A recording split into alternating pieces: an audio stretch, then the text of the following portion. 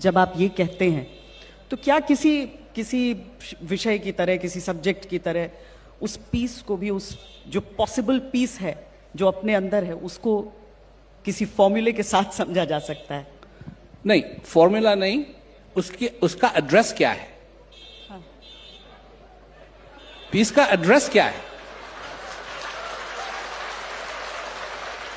Piece का address है आप।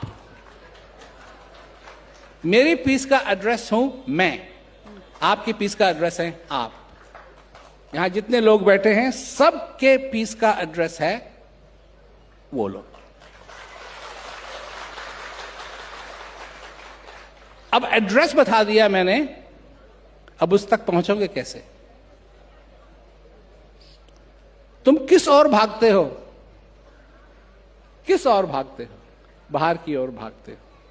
तुमको अगर टॉयलेट पेपर चाहिए तो दुकान में जाते हो, तुमको दाल चाहिए दुकान में जाते हो।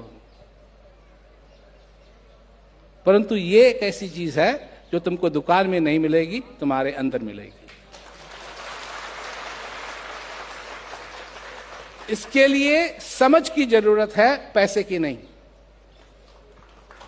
शांति की खोज पैसे से नहीं होती है, शांति की खोज भाव से होती है। जब अंदर खालीपन है तो उसको समझो और शांति से उसको भरो। पैसों का जिक्र चूंकि आपने किया है यहाँ पर, मैं आपके उस कोर्स को याद कर रही हूँ, पीस एजुकेशन एंड नॉलेज, जो कि आप सबको मुफ्त में उपलब्ध कराते हैं।